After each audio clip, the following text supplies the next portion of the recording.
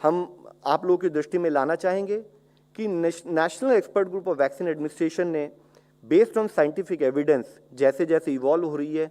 कुछ नई गाइडलाइंस कि अगर किस किस प्रांतों में किस किस समय पे हमें वैक्सीनेशन नहीं लेनी चाहिए। यह विषय इसलिए बताना जरूरी है कि कई बार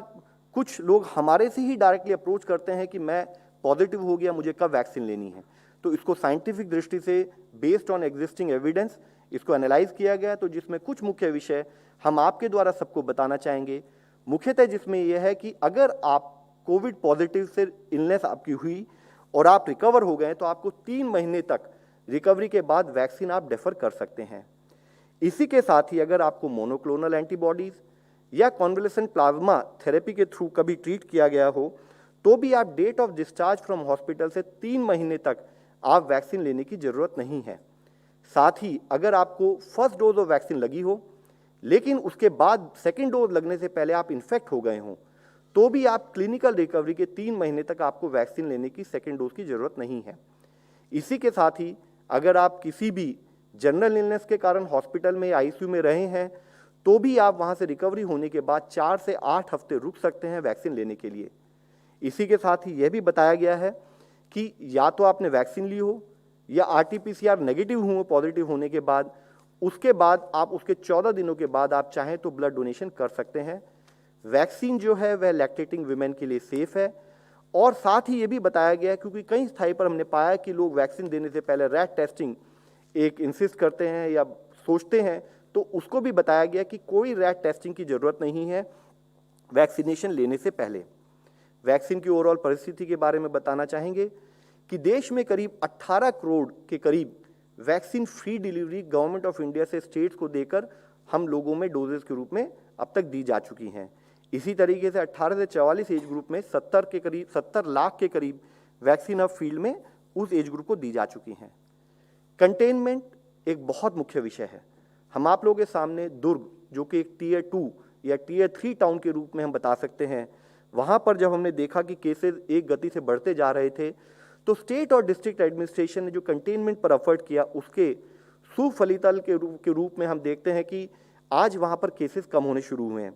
जहाँ वहाँ पर करीब 8 मार्च के समय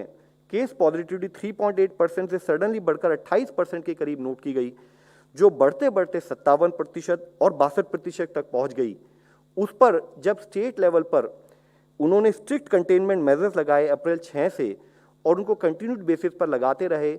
तो कंटेनमेंट एफर्ट शुरू करने के कुछ दिनों में क्योंकि ऑलरेडी इन्फेक्शन स्प्रेड फैला हुआ था, उसको एक पीक तक पहुंचा। उसके बाद 2200 केसेस से घटते घटते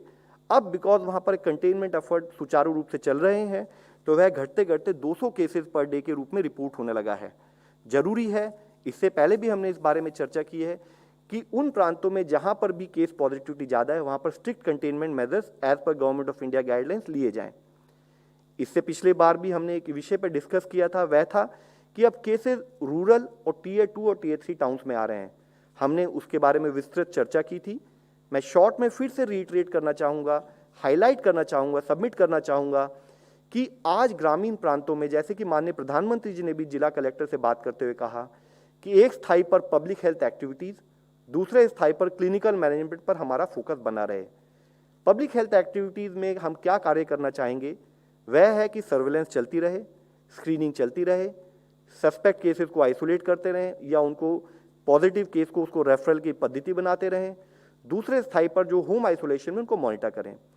क्लिनिकल मैनेजमेंट में जरूरी है कि माइल्ड, मॉडरेट और सीवियर केसेस को मैनेज करने के लिए चाहे हम कोविड केयर सेंटर बनाएं जो कि हम कम्युनिटी हॉल या स्कूल में बना सकते हैं, या हम पीएससी, सीएससी या सब डिवीजन लेवल पर इंक्लूडिंग प्राइवेट हेल्थ फैसिलिटीज़ पर मॉडरेट केसेस को मैनेज करने के लिए ऑक्सीजन बेड बनाएं, और साथ ही सीवियर केसेस को मैनेज करने के लिए चाहे डिस्ट्रिक्ट स्थाई हो, सब डिस्ट्रिक्ट स्थाई हो या ब्लॉक लेवल पर या किसी उचित प्राइवेट हॉस्पिटल में हम आईसीयू बेड्स और वेंटिलेटर का भी ऑर्गेनाइजेशन करें। इसके बारे में साथ में हमने यह भी कहा है कि जरूरी है कि हम नॉन कोविड सर्विसेज चलाते रहें, जरूरी है कि हम कम्युनिटी को मोबिलाइज करें, रूट कॉज पर कंटिन्यूड बेसिस पर हमारा काम रहे कि हम कोविड अप्रोप्रिएट बिहेवियर को प्रमोट करें, टेलीमेडिसिन का सदुपयोग करें और वैक्सीनेशन पर हमारा उसी तरह से एफर्ट्स बना रहे।